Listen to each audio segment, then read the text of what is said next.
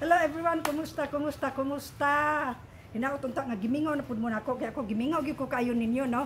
Uban sa pipila ka mga adlaw nga pag relax kay sa tinud-anay lang na drain jud ko no. So murag wala koy wadan kog energy mga insa pa diha no. Pero karon murag medyo ganado ako nya mag-iskot kitag laing topic no. Mag-iskot kitag laing topic tungod kay murag na po lang kabuhi kanunay, no? So, I hope makasabot mo na ako, makasabot usab ang YouTube, no? So, nini nga higayunan ato karong hisgot-hisgutan may tungod ni anang whirlwind romance, no? So, or any relationship nga kanang whirlwind ang description, no? So, before that, hello everyone, welcome once again to LV Amor Cares, and this is your friend Lou Amor. So, baghisgot-hisgot kita ni anang whirlwind romance, no? Adunay daghang nagaingon nga malipayon baka kanang uban nga nangaminyo lang sa daklit nga panahon, no? Mga pila lang ka bulan unya ato nga lang mabatian nga boom kuana kanang na nagminyo na sila, gikasal na sila.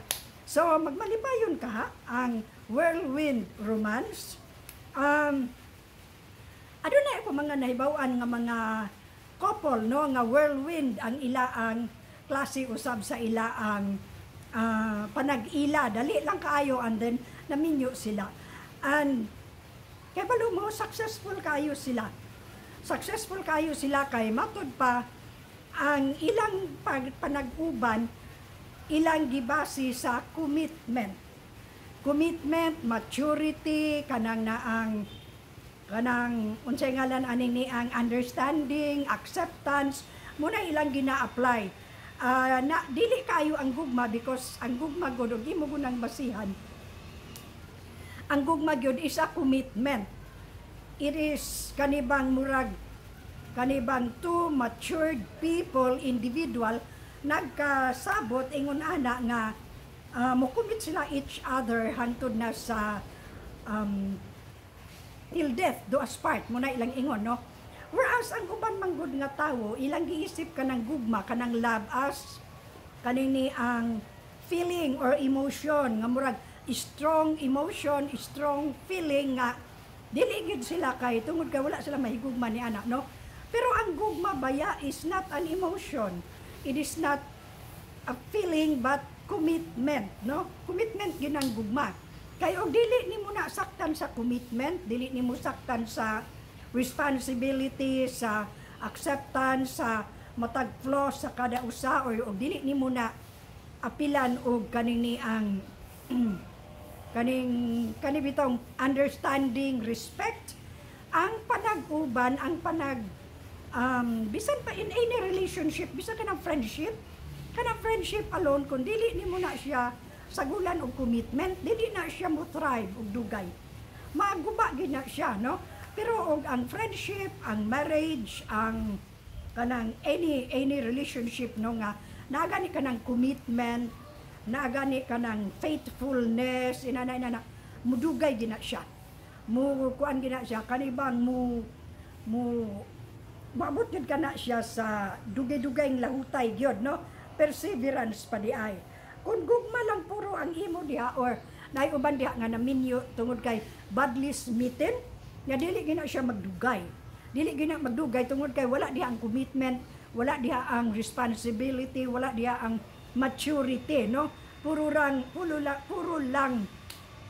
kada bang murag naganahan na gid siya ang partner katingali, ang uban ni anak gwapa or nindot og lawas, dayon unsa pa nang naa diha. Nakay as years go by, malaos man gyud na kanang beauty, mo fade gyud ang beauty, kanang lawas, ayaw kay kanang 34, 24, 34, pag abot ana og mga 50, 60, mahimo na biya ng 44, 44, no? So, ingon ana, pero kung ang ipasulabi diha anang relationship, commitment, understanding, acceptance, kaning maturity, mo thrive gina siya dugay, no? Dugay gina siya pareho sa mga i-compare na ko ang relationship or marriage mga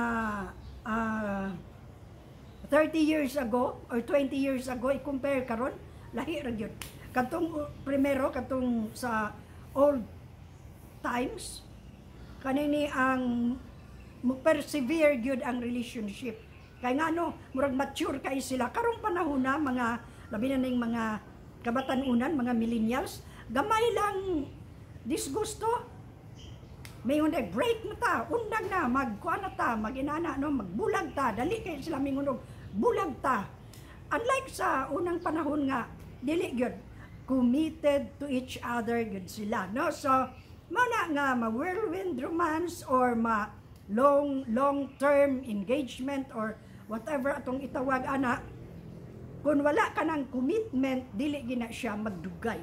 Pero kung doon na tayo commitment, ang atong parag-ipon, wala na to gibase sa physical nga attribute or attribute better mana, physical nga anyo, mga unsa pa diha. Kung commitment ang atong ipapalabi, dugay gina siya ang lahutay, mulahutay gina siya, no? So mulahutay gina siya. Ako ning nahisgutan tungod kay dunam ko mga kahigalaan nga gaingon pud nga kuan pud kuno Lady Luby kana sa imo ang YouTube channel, i-appeal po ng mga love, dili lang kay puro ra kabuhi, no? Kayo, og sila pag ipulan po mig paminaw na imong kabuhi.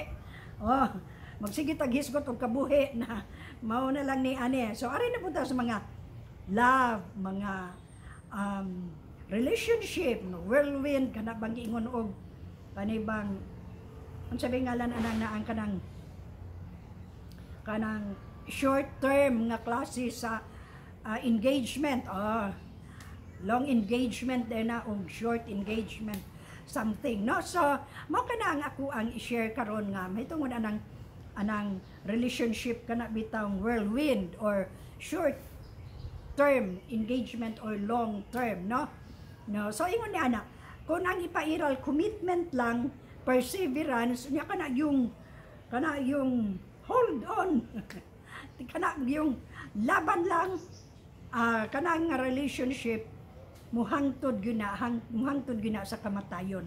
Pero kung kuan lang badly smitten or kanibang kuan lang kaning fascinated lang ka sa physical or whatever, dili na siya mo lahutay diha og dugay, no? So mulang kadto, I hope do na enjoy ra pud mo, do na pud mo napupo sa ato karong topic sa atong episode karon, no, mahitungod sa whirlwind romance. So mubalik ra pud sa kabuhi, pero mintras karon murag kuan lang ba intermission number.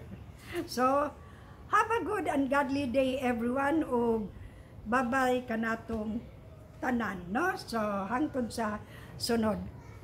Agay nalayo.